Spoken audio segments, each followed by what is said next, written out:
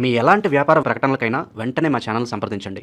నమస్తే. ఈ రోజు మన స్టూడియోలో ప్రముఖ ఆధ్యాత్మికవేత్త, ఐకాన్ ఆస్ట్రాలజర్ గట్టుపల్లి సురేష్ బాబు గారు ఉన్నారు. గురువు గారితో మాట్లాడేద్దాం.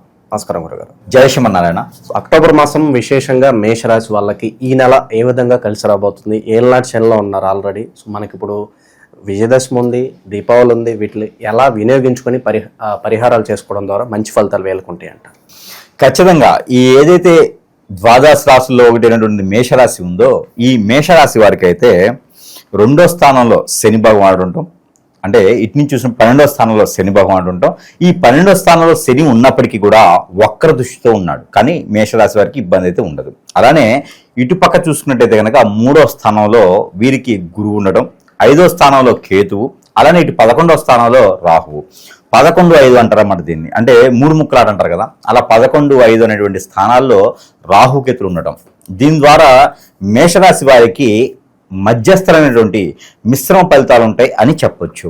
అయితే దీనికి ముఖ్యంగా దేంట్లో కలిసి వస్తుంది, దేంట్లో రాదు అంటే కనుక, ఎవరైనా సరే వ్యాపార నిమిత్తంగా కోళ్ళు, మేకలు, ఆవులు, గేదెలు ఇలాంటి వ్యాపారాలు చేసేవారు, చేపల చెరువులు, రొయ్యల చెరువులు వేసేటువంటి వారికి అద్భుతమైనటువంటి ప్రతిఫలాలు బాగుంటాయి. ఎందుకంటే 11-5 స్థానాల్లో రాహుకేతు ఉండడం వల్ల వీరికి అద్భుతమైనటువంటి వ్యాపారం వీరికి ఇలాంటి వాటిల్లో చాలా బాగుంటుంది అనుకుంటే, జంతువుకి సంబంధించిన వ్యాపారాలు వీరికి ఉత్తీర్ణులు అవుతారు. దాంతోపాటు వస్త్ర దుకాణాలు కూడా వీరికి వ్యాపార నిమిత్తంగా బాగుంటాయి. మరొకటి ఏంటంటే కనుక, చేపల చెరువులు కానీ రొయ్యల చెరువు కానీ ఈ మాసంలో మొదలు పెట్టినట్టయితే వాటికి సంబంధించినటువంటి తొలి అడుగు ఈ మాసంలో వేసినట్టయితే కనుక ఖచ్చితంగా వీరికి అద్భుతమైనటువంటి ప్రతిఫలాలు రానున్నటువంటి కాలంలో వీరు తీసుకుంటారు. వీరికి అదృష్టం ఏంటంటే ఒక్కరు చూపుతూ ఉన్నటువంటి శని భగవానుడు. కాబట్టి వీరికి ఖచ్చితంగా ఆదాయ వనరులు అనేది వచ్చి పడతాయి. ఇంకోటి కూడా ఉంది, రైతులుగా ఎవరైనా వీరు పప్పాయి కానీ, పైనాపిల్ కానీ, మునగ ఇలాంటి పంటలు వేసినా, ఆకుకూరలు పంటలు వేసినా, అప్పుడు కొత్తిమీర, పుదీనా, తోటకూర, గోంగూర ఇలాంటి పంటలు వేసినా కూడా వీరికి అద్భుతంగా అయినటువంటి ఆదాయ వనరులు లభిస్తాయి. అలానే వీరికి వీటితో పాటు జాబులో ఏదైనా వెసులుబాటు కావాలనుకుంటే కనుక ఈ గ్రహస్థితి ప్రకారంగా మనకి మరొక విషయం ఏంటంటే, మనము ఇప్పుడు చెప్పేది ఏది కూడా వారి యొక్క విధానం బట్టి, వారి యొక్క తత్వం బట్టి, వారి యొక్క జాతకం బట్టి మనం ఓవరాల్గా మాట్లాడుకుంటాం. ఇలా చెప్పింది జరగలేదు అంటే కనుక అది మన తప్పు అయితే కాదు. ఇది మనం మళ్ళీ మాట్లాడుకుందాం. అయితే వీరికి దీని గురించి అయితే కనుక వీరికి వ్యాపారం ఒకటే కాదు, జాబులో వెసులుబాట్లు, విదేశీయానం కూడా ఈ మాసంలో వీరికి అద్భుతంగా ఉందని చెప్పొచ్చు. పెళ్లి సంబంధాలు కుదిరే దాంట్లో కూడా వీరికి ఈ మాసంలో అద్భుతంగా ఉంది. పెళ్లి కూడా అన్ఎక్స్పెక్టెడ్గా అయ్యేలా ఉంది. ఎందుకంటే గ్రహాల చలన కూడా వీరికి సానుకూలంగానే ఉన్నాయి కదా. అలా అయితే ఒకటి ఉన్నది, వీరికి 6వ స్థానంలో శుక్రుడు ఉండడం, 7వ స్థానంలో కుజుడు ఉండడం. వీటి వలన ఏమవుతుందంటే, శుక్రుడితో పాటు ఉన్నటువంటి రవి భగవానుడు 15వ తారీఖు ఉంటాడు, అలానే కుజుడితో పాటు రవి భగవానుడు 15 తర్వాత ఉంటాడు. కాబట్టి ఏదైనా ఉంది అంటే కనుక వీరికి 15వ తారీఖు తర్వాత, ఏది అక్టోబర్ 15వ తారీఖు తర్వాత పెళ్లి కుదిరి, పెళ్లి సంబంధాలన్నీ కూడా కుదిరేసి, లవ్ మ్యారేజ్ కూడా సక్సెస్ అయ్యేసి అన్ఎక్స్పెక్టెడ్ గానే అదే సమయంలో పెళ్లి కూడా అయ్యేలాగా ఉంటుందన్నమాట.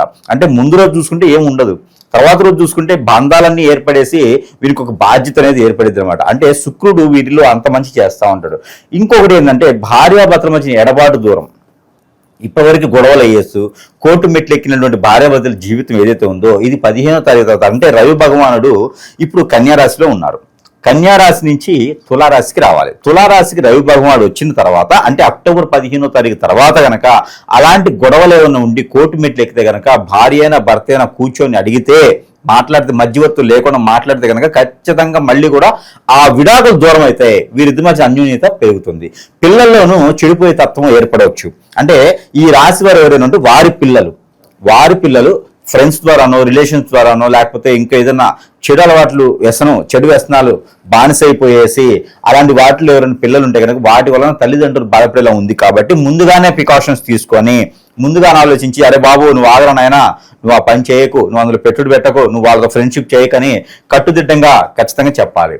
మరొకటి ఏంటంటే, ఎప్పుడో చేసిన అప్పులు, ఎప్పుడో వదిలేసినటువంటి గొడవలు, ఎప్పుడో సమిసిపోయినటువంటి విధానాలు ఏవైతే ఉన్నాయో అవన్నీ కూడా దరిచాపుకు వచ్చేసి వాటి గురించి ఆందోళన చెందేటువంటి ఆలోచన అయితే ఉంటుంది. ఇది ఎప్పుడంటే 10వ తారీఖు నుంచి 15వ తారీఖు లోపు ఈ 5 రోజులు అయితే వీరికి కొంచెం గడ్డు కాలం అని చెప్పవచ్చు. అలానే ఆరోగ్య సమస్యలు, ఆర్థిక సమస్యలు కాదు, పాతవన్నీ కూడా మీద పడస్తాయి. అందుకని పాత వాళ్ళు ఎవరైనా వస్తే కూడా దరి చేయొచ్చు, దగ్గర చేయొద్దు. వాళ్ళందరూ కూడా మన అంతు చూడాలి, వీరు ఎంత స్థాయిలో ఉన్నారో చూడాలి అని చెప్పి వస్తున్నారు.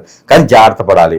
అలా వచ్చిన వాళ్ళు ఎవరైనా ఉంటే మీ స్థాయి వాళ్ళ ముందు ఎలా అయితే ఉండాలో అలానే ఉండాలి. అంతేగాని నన్ను ఏదో సాధించాను, నేను గొప్పవాడిని అయ్యానని మాత్రం చెప్పకండి. అలా చెప్పడం ద్వారా మీకు తెలియని శత్రువు అయితే ఖచ్చితంగా మీ ఇంట్లోకి వస్తున్నారు. కాబట్టి దగ్గరికి రానికండి, దూరంగా ఉండాలి. కాబట్టి మీరు ఏం చేస్తున్నారు అనేది మీ వరకే తెలియాలి. ఎదుటి వారికి ఎవరికి చెప్పేటువంటి ఆలోచన రానికి చేయకూడదు. ఇకపోతే విద్యారంగంలో ఎవరైతే పిల్లల్ని గట్టిగా పోషిస్తారో వారి యొక్క తల్లిదండ్రుల యొక్క అండదండలు ఉంటాయో వారందరూ కూడా విద్యారంగంలో కూడా రాణిస్తారు.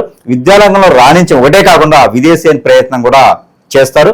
యూనివర్సిటీ సీట్లు కావచ్చు, ఏదైనా గ్రూప్ పరీక్షలు, గ్రూప్ 1, గ్రూప్ 2 లాంటి పరీక్షలు కూడా రాస్తే కనుక వాటిలో ఉత్తీర్ణులు అయితే వాటి జాబులు కూడా రెడీగా ఉన్నాయి. అవి కూడా వాళ్ళకి వచ్చే ఆలోచన ఉంటుంది. అవైతే జాబ్ అయితే మాత్రం ఈ యొక్క మాసంలో 16వ తారీఖు తర్వాతనే ప్రయత్నం చేయాలి. ఇలాంటి ప్రయత్నాలు చేసి అదృష్టవంతులు అవ్వచ్చు.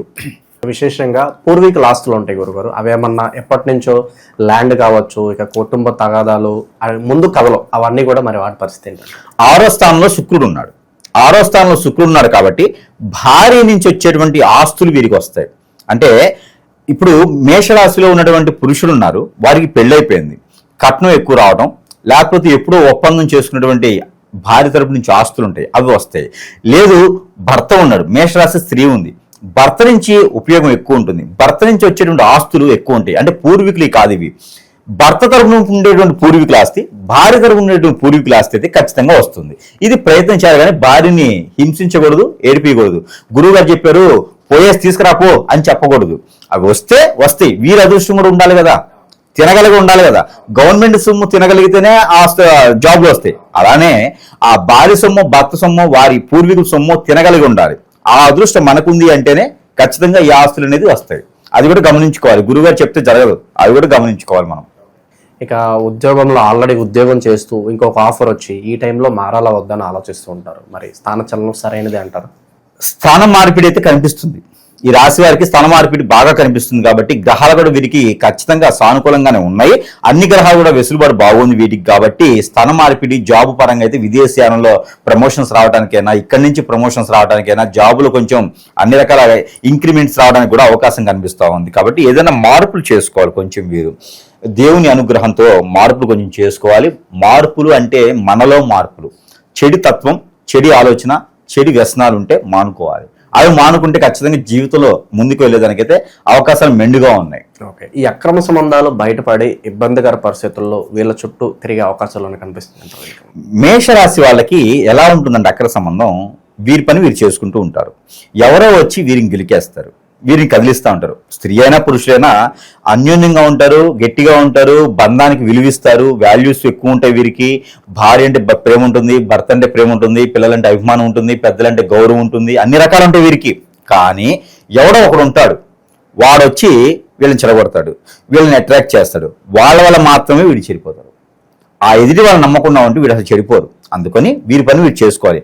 నిజంగానే అలా చెడిపోయేసి అక్రమ సంబంధాలు ఉన్నాయంటే భార్య దూరం అవుతుంది, భర్త దూరం అవుతారు, అందరూ కూడా చల్లా చెదిరైపోయి చెట్టుకొకళ్ళు గుట్టకొకళ్ళు అయ్యేటువంటి జీవితం ఏర్పడుతుంది. కాబట్టి అలాంటివి ఏమైనా ఉంటే, మరొకటి అదృష్టం ఏంటంటే ఈ దీపావళికి అలాంటి వ్యసనాలు ఉంటే ప్రమాణపూర్తిగా చేసేసి ఒక బాంబు, ఒక టపాసు ఉంటుంది కదా, అది పేల్చేయాలి. అది పేల్చేయడం ద్వారా ఖచ్చితంగా వీరిలో ఉన్నటువంటి చెడు అలవాటు కూడా పేల్చేసాము అని అర్థం. ఒక సంకల్పం తీసుకోమంటారా? అంతే. చెడు అలవాటు అంటే ఇక్కడ ముఖ్యంగా గమనించుకోవాల్సిందంటే ఒక అక్రమ సంబంధమే కాదు, చెడు వ్యసనం కూడా అలవాటే. మందు తాగడం, పేకాట ఆడటం, జోదం, ఇలాంటివన్నీ కూడా చెడు వ్యసనాల కింద వస్తాయి. వీటిలో ఏ ఒక్కటి మానుకున్నా కూడా జీవితం వీరి మాట వింటారు అందరూ. వీరికి జీవితం చూడాలి అనుకుంటే, జీవితం ఇలా కాదు వేరేలా ఉండాలనుకుంటే ఖచ్చితంగా వీరు చెడు అలవాటు మానుకోవడానికి అదృష్టం, అవకాశం రెండూ ఉన్నాయి ఈ మాసంలో. దీపావళి రోజు నుంచే మానుకోవాలి. ఇలా చేయడం ద్వారా వీరికి ఖచ్చితంగా కలిసి వస్తుంది. ప్రమాణాలు చేసుకోవాలి. ఆ ప్రమాణాలతో విడిపోయిన భార్యాభర్తలు కూడా కలిసి ఉంటారు, విడిపోయిన తల్లిదండ్రులు కలిసి ఉంటారు. అన్ని వీడికి అప్పులున్నా ఏమున్నా కూడా అన్ని వీడికి దగ్గరికి వచ్చేస్తాయి. గురుగారు, గ్రహస్థితి బట్టి ఇప్పుడు బాగుందంటే బాగుందని చెప్తున్నారు, బాగలేదంటే కాస్త ఇబ్బందికరంగా ఉంటుందని చెప్తున్నారు. అయినా కూడా కొంతమంది ఉంటారు, గురుగారు మీరు బాగుందని చెప్తున్నారు, మా జీవితమే మారట్లేదు, మీరు చెప్పినట్లు మా జీవితంలో ఏం జరగట్లేదు అని అనేవాళ్ళు కూడా ఉంటారు. సో మరి వాళ్ళకి ఏం చెప్తారు? తప్ప ఎక్కడ జరుగుతుంది? ఇక్కడ ఖచ్చితంగా ఏమవుతుందంటే గురువు గారు చెప్పింది జరగట్లేదు అనుకున్న వాళ్ళు ఎవరైనా ఉంటారో అది గురువు తప్పు కాదు. ఎందుకంటే గురువు ఎంతో ఎల్లేజ్ చేసి ఏ గ్రహం ఏ స్థాయిలో ఉందో చూసుకొని చెప్తారు. అలా కాకుండా మనకి వేరేలా ఉంది, అష్టదిబ్బం ఉంది అనుకుంటే కనుక ఖచ్చితంగా తెలిసిన వ్యక్తో తెలియని వ్యక్తో ఎఫ్ఐఆర్స్ ఉండడమో ఇలాంటి అక్రమ సంబంధాలు ఉండడం వల్ల కూడా ఇబ్బంది కలుగుతూ ఉంది ఈ రోజుల్లో. అక్రమ సంబంధాలు మొదట్లో చూస్తే బాగుంటాయి, తర్వాత కాలంలో నాకు వాడే కావాలి, నాకు ఆమె కావాలని చెప్పేసి అని హిప్నటిజాలు, బ్లాక్ మ్యాజిక్, వశీకరణ, బాగలముఖి, భానుమతి, యక్షిణి లాంటి విద్యలు ఎన్నో ఉన్నాయి ఈ రోజున. చాతబళ్ళు ఉన్నాయి, ముందు ఉంది, మరుగు ముందు అంటారు, ఇలాంటి చాలా ఉన్నాయి. ఈ మధ్యన అంటే రూపవతి, ధూమావతి, ఇంకా ఇలాంటి విద్యలు బొచ్చుడున్నాయి. ఇలాంటి విద్యల్లో ఏదో ఒక విద్య, బ్లాక్ మ్యాజిక్, వశీకరణ లాంటివి ఇంకా ఉన్నాయి. ఇంకా స్పిరిట్ పేర్స్, మనకి కొన్ని వాటిలో స్పిరిట్ పేర్స్ అని చేస్తారు. ఇలాంటి విద్యలు బొచ్చుడున్నాయి, ఇంకా కొన్నే చెప్పాను. ఇలాంటి విద్యలు ఎవరు చేపిస్తారంటే మన పక్క నుండి మనతో పాటు ఉండే వాళ్ళు చేపిస్తారు. దాని ద్వారా మనకి ఇబ్బందులు ఉంటాయి. రెండోది, మనకు తెలియని శత్రువు ఎదుగుతున్నారా బాబు అని చుట్టాల్లో చేపిస్తారు. మూడోది, మనకి ఎఫ్ఐఆర్స్ ఎక్కడైతే ఉంటాయో, ఎఫ్ఐఆర్స్ అంటే తెలుగులో మనకి అక్రమ సంబంధాలు, దరిద్రులంతా అదే ఉంది. అలాంటి సంబంధాలు ఉన్న వారికి ఖచ్చితంగా ఇలాంటివి అవుతాయి. ఎందుకంటే ఒక దగ్గర అలవాటు పడి ఉన్నారు, వాళ్ళే కావాలని నాకని ముందు పెట్టడం తప్పేం లేదు కదా, అట్లా ఆలోచిస్తారు. దానివల్ల చాలా కోల్పోతారు. మనం అనుకున్న గోల్స్ కి మనం రీచ్ అవ్వలేకపోతాము.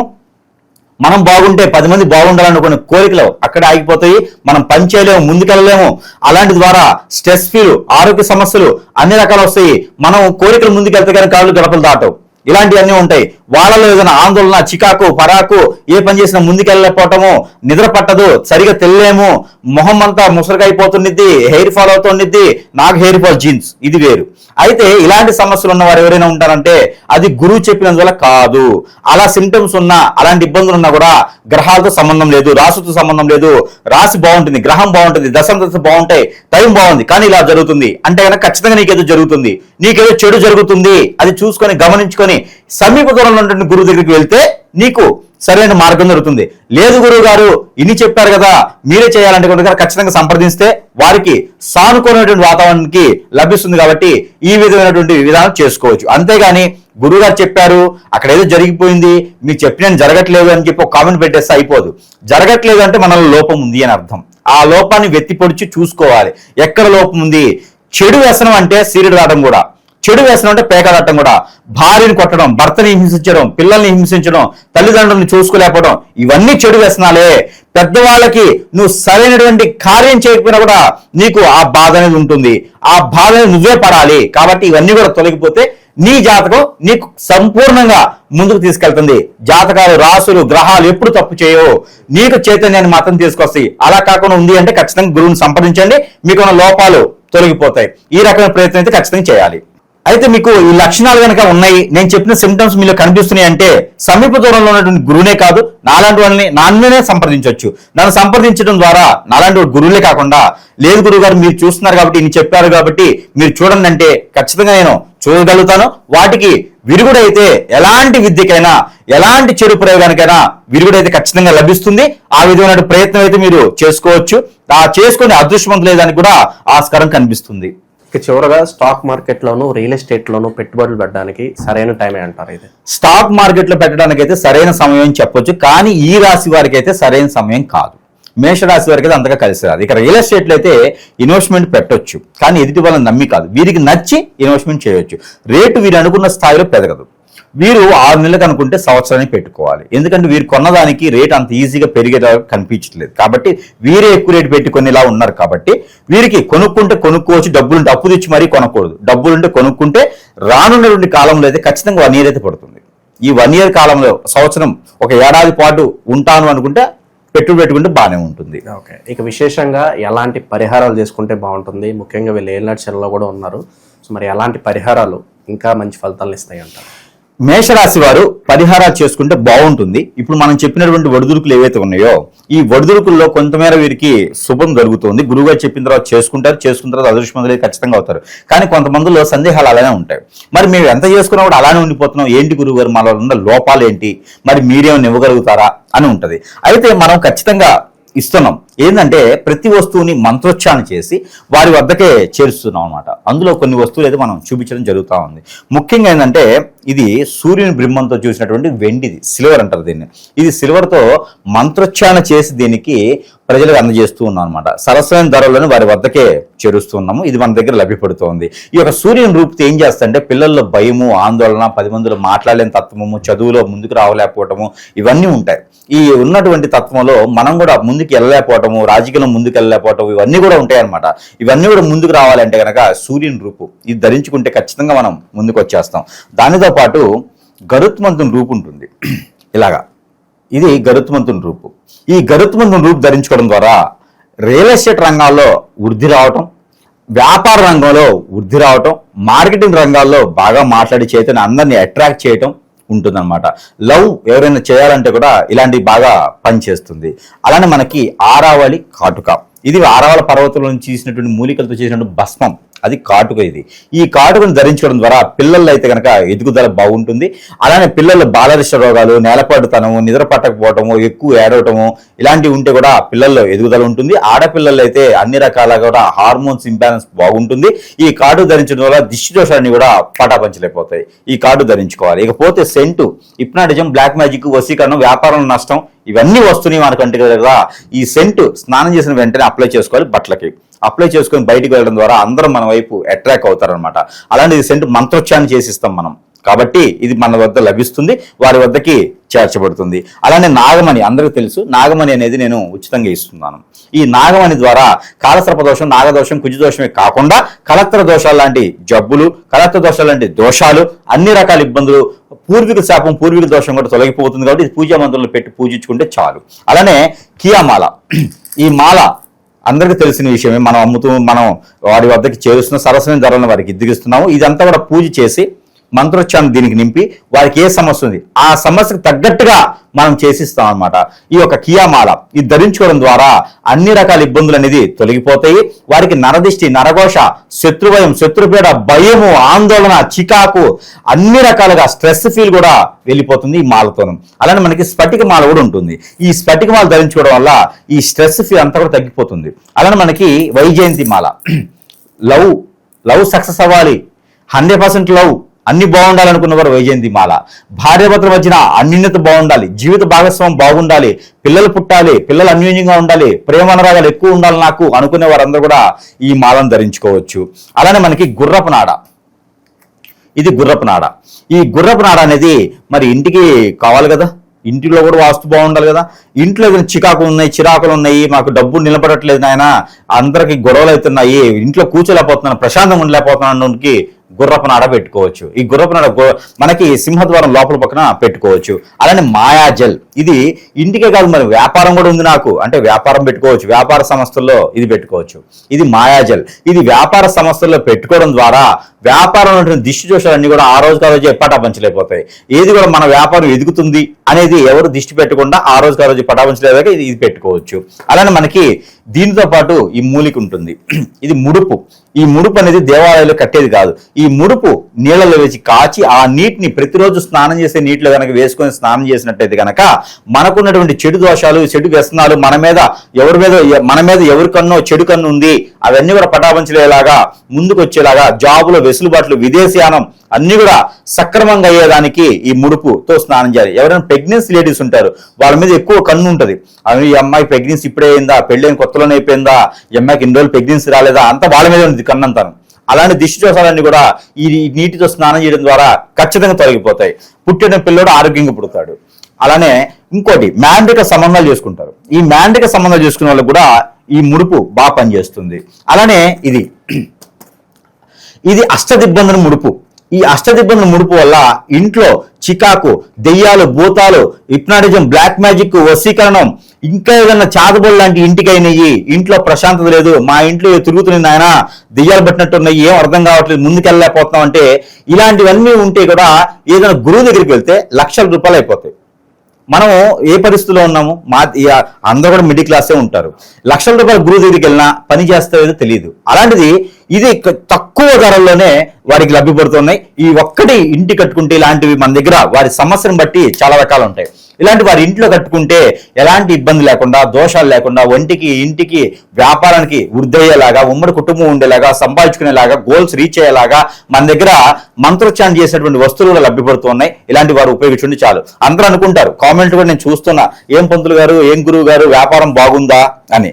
వ్యాపారం చేసేవాడిని అయితే మీడియా ముందుకు వచ్చి చెప్పే అవసరం లేదు. నాకు వ్యాపారం షాప్ ఎక్కడ పెట్టుకుని నడుస్తుంది. ఇలాంటి దౌర్భాగ్యులు ఏం చేస్తారంటే మంచి చేసే వాళ్ళని చేయనివ్వరు అనమాట. మనము ఫ్రీగా ఇవ్వడానికి నా ఇంట్లో చెట్టుకైతే కాయవు కదా ఇవి. ఇప్పుడు వాడు చేయాలన్నా, ఎవరిని వ్యాపారం పెట్టన్నా వాడు ఊరికైతే ఇవ్వరు కదా ఎవరును. ఎవరు చేసే వృత్తిలో దానిలో లోతుపాతులు వారికి తెలుస్తాయి. జనానికి మంచి చేద్దామని వచ్చిన వాళ్ళని మంచి చేయనియాలి. వాళ్ళని గెలికేస్తే ఇంకో విధంగా ఉంటుంది. అన్ని రకాలుగా మంచి ఉండదు, అన్ని రకాలుగా చెడు ఉండదు. ఎవరైనా వీడియోలు చూసినప్పుడు కామెంట్ పెట్టేటప్పుడు ఆలోచించుకొని పెట్టాలి. కామెంట్ పెట్టడం వల్ల పోయేది ఏం లేదు, నాలో ఎదుగుదలే ఉంటుంది కానీ తగ్గిపోయేది లేదు. 10 మందికి మంచి చేసామన్న ఆనందం అనేది బాగుంటుంది. అంతేగాని గురువు దగ్గరికి వెళ్ళేసి లక్షల రూపాయలు ఊహించుకొని వారికి ఏదో చేయాలనేటువంటి తత్వం వారికి ఉందంటే చేసుకోవచ్చు. తెలిసిన రూటు వేరే ఉంటుంది, వారికి తెలిసింది వేరే ఉంటుంది, నాకు తెలిసింది వేరే ఉంటుంది. అవన్నీ కూడా ఆచి చూసి మనం మాట్లాడాలి. మన నోరు చాలా చెడ్డది, దాని నుంచి జారీ ప్రతి ఒక్కరు అది అనుభవించాల్సి వస్తుంది. కాబట్టి ఆచి చూసి అడుగు వేయాలి. మరొకటి, ఈ రాశి వారు అన్ని రకాల అదృష్టాలు ఉన్నాయి. మరి ఇంకా అదృష్టం కావాలనుకుంటారు కదా, వారికి ఉన్నది అదృష్టం, దేవుని అనుగ్రహం కావాలి. వారికి ఎలా దేవుని అనుగ్రహం కావాలి అంటే కనుక, ఎక్కడైనా సరే మారేడు చెట్టు కానీ, జిల్లేడు చెట్టు కానీ, మేడి చెట్టు కానీ కనపడితే ఖచ్చితంగా ఈ మాసం వారికి అదృష్టం అదే. ఎందుకంటే కనుక సాయం సంధ్యలో ఆలయాల్లో ఉంటే ఇంకా మంచిది. దానిమ్మ చెట్టు అయినా సరే ఆలయాల్లో ఉంటే ఇంకా మంచిది. ఆలయాల్లో అలాంటి చెట్లు కనుక ఉన్నట్టయితే ఆ చెట్టు దగ్గర కింద ఒక 3 చెంబులు నీళ్లు పోసి ఆ చెట్టు పాదిలో దీపారాధన చేయాలి. మట్టి ప్రమిదిలో ఆవు నెయ్యి కానీ, నువ్వుల నూనె కానీ పోసి, కొబ్బరి నూనె పోసేసి 2 ఒత్తులేసి దీపారాధన చేయాలి. గురువారం లేదా బుధవారం, నెలలో ఒక్కసారి చేస్తే చాలు. ఇలా చేసినట్టయితే పిల్లల్లో పెళ్లి అవుతుంది, మనలో జరిగిన స్ట్రెస్ ఫీల్ పోతుంది, ఆరోగ్య ప్రకారం బాగుంటుంది. విదేశాలు వెళ్ళాలనుకున్న స్ట్రెస్ ఫీల్ ఉన్నవారు ఏది కూడా ముందుకెళ్ళట్లేదు, అన్ని విఘ్నాలు పడుతున్నాయి అనుకున్న ప్రతి ఒక్కరు కూడా ఈ రాశిలో వారు దీపారాధన చేస్తే ఖచ్చితంగా వారికి ప్రతిఫలం ఉంటుంది. మరొకటి, అడుక్కునేవారు ఉంటారు. అడుక్కునేవారంటే పిచ్చి కామెంట్ పెడతారు అలాంటి వారు. అయితే అడుక్కునేవారు ఆలయాల వద్ద ఉంటారు.